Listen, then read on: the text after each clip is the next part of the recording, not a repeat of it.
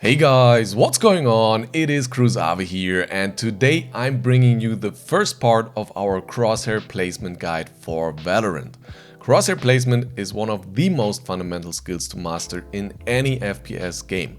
Essentially, you're trying to reduce the amount of raw aiming movement required as much as possible by having your crosshair in the ideal position at all times.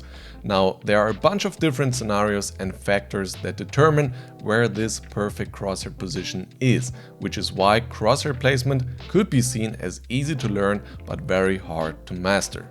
In this video, we're going to talk about beginner fundamentals such as head height, pre-aiming, etc., while in parts 2 and 3 of this series, we'll be heading into advanced tips that rarely get explained here on YouTube in tutorials. So make sure to check these out if you're an experienced player already and want to know those tips. Tactical first-person shooters typically have a very low time to kill, which means that with the right shooting technique, your enemy will go down within the blink of an eye. Valorant is no exception here, and so perhaps you've been asking yourself already how some players are able to headshot you so quickly, so consistently.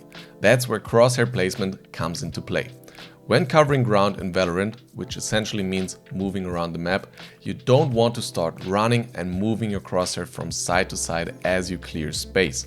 By doing that, you make your life incredibly hard, as killing anyone with better crosshair placement than you would require fast reactions and godlike aim. So instead, you want to cut the space into little angles that you can clear one after another.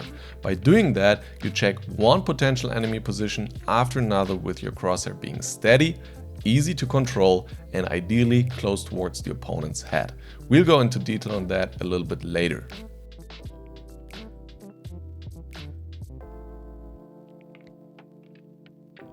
Speaking about heads, we have one of the most well-known yet also one of the most important tips regarding crosshair placement. Keep your crosshair at head level all the time.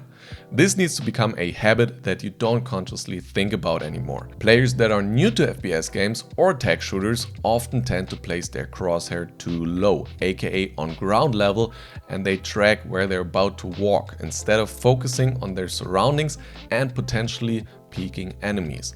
Because of that, when being peeked, they not only need to adjust their crosshair position towards the left or right, but also upwards, which adds another layer of complexity to their aim and makes it even harder to be consistent. So make sure you get rid of that bad habit. When practicing, you can use common map structures as an orientation. There are boxes and lines around every map that are pretty much at head level. Another thing that's important to consider here are elevation changes. When you're peeking an enemy on an elevated position, you need to up your crosshair to account for the elevation change. And when you're the one standing on elevation, you need to lower your crosshair.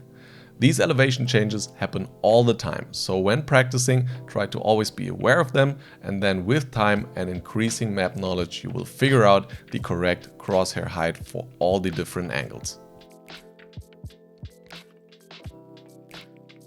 Having your crosshair in the correct vertical position helps only little though if you don't get the horizontal positioning right.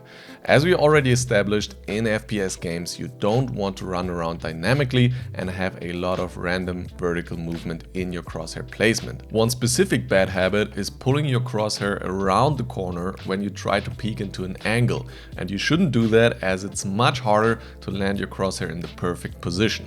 Instead, make sure you try to pre-aim as much as possible, which means you position your crosshair in a way that when you peek around the corner, it lands right on the enemy's potential position. Combine that with head level and you get the fastest time to kill possible. Remember that crosshair placement and movement work together, so if you aim into the wall slightly before peeking an angle, your crosshair will land on the enemy naturally once you walk a few steps to the side. Once again, experience is important, as with time you're going to understand typical positions that enemies like to play in, the most common angles they hold, and thus how to peek and counter them. You should note though that there are exceptions when pre-aiming isn't the most useful technique, and we'll cover those in the next part of this series. That's all I have for you guys today. Remember that crosshair placement and movement in Valorant is rather methodical, and step by step you're working your way through the angles, and by doing that eventually move through the entire map. At first this may feel very awkward, but with time it's going to become second nature. If you enjoyed the video, please leave a like, as this helps us out a ton. We just started this channel and are going to produce a ton of content to help you improve at Valorant. So make sure to subscribe if you don't want to miss out on that. I'll talk to you in the next video. See you then. Much love. Peace.